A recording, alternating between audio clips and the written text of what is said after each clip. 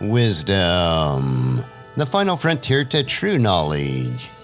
Welcome to Wisdom Trek, where our mission is to create a legacy of wisdom, to seek out discernment and insights, to boldly grow where few have chosen to grow before.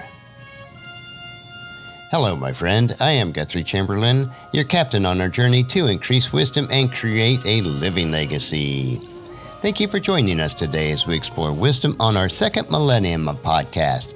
This is day 1191 of our trek, and it is Worldview Wednesday.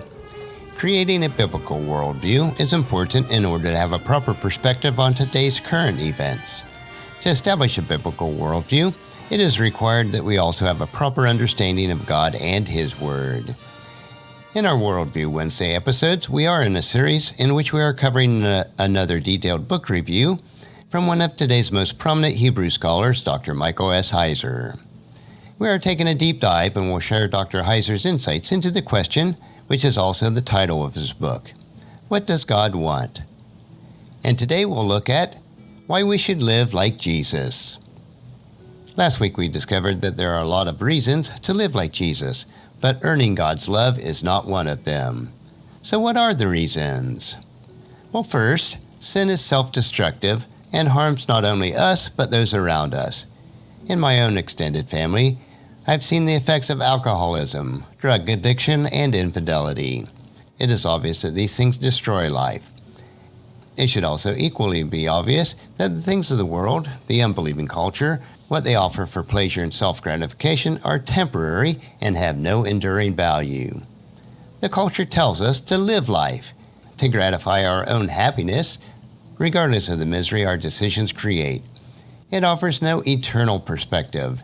It beckons us to live for the now, and that, in their opinion, there is no higher calling.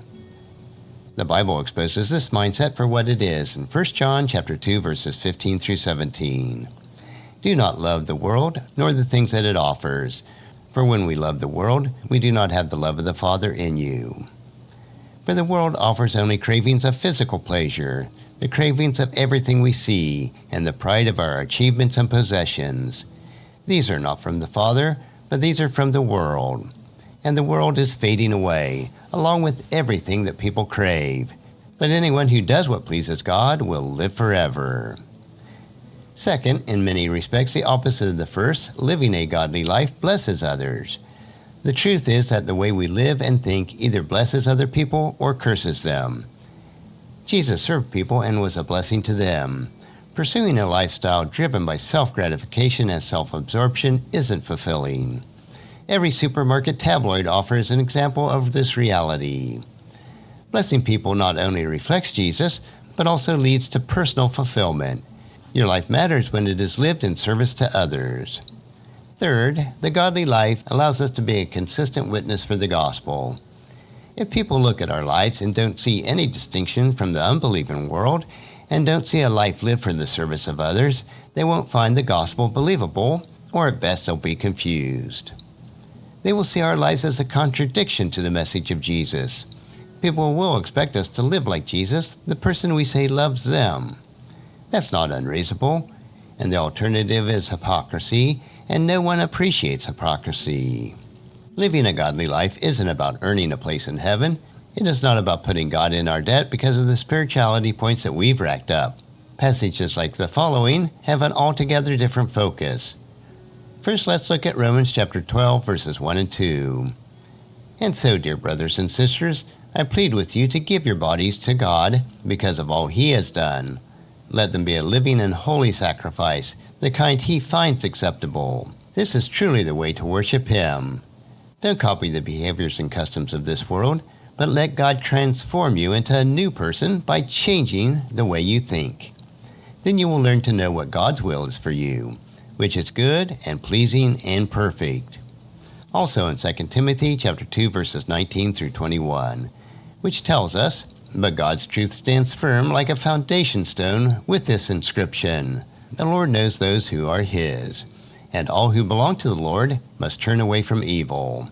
In a wealthy home, some utensils are made of gold and silver, and some are made of wood and clay. The expensive utensils are used for special occasions, and the cheap ones are for everyday use. If you keep yourself pure, you will be the special utensils for honorable use. Your life will be clean, and you will be ready for the Master to use for every good work. And finally, in Philippians chapter 2, verses 1 through 8. Is there any encouragement in belonging to Christ? Any comfort from His love? Any fellowship together with the Spirit? Are your hearts tender and compassionate? Then make me truly happy by agreeing wholeheartedly with each other, loving one another, and working together with one mind and purpose. Don't be selfish. Don't try to impress others. Be humble, thinking of others better than yourself.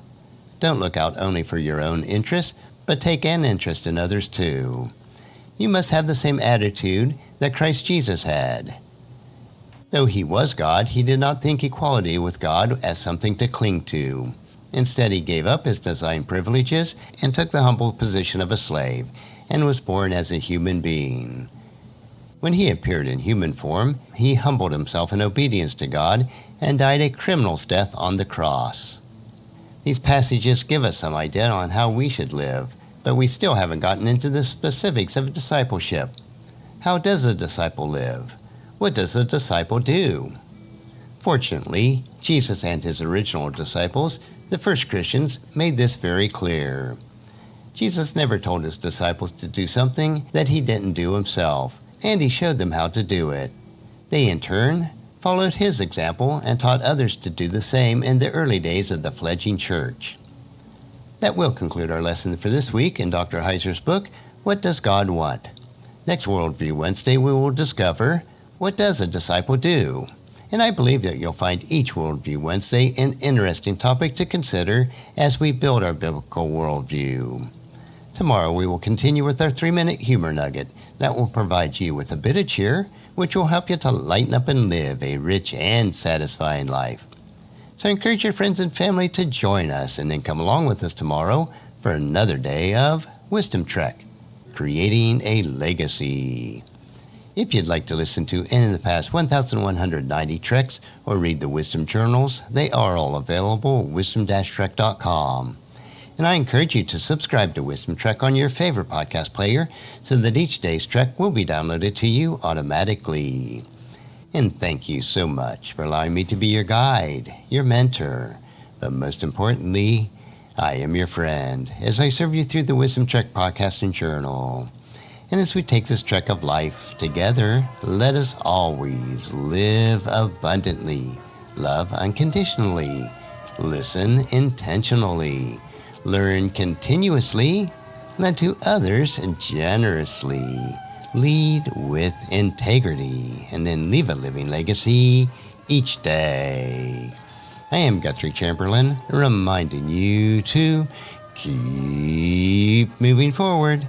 Enjoy your journey, and then create a great day every day.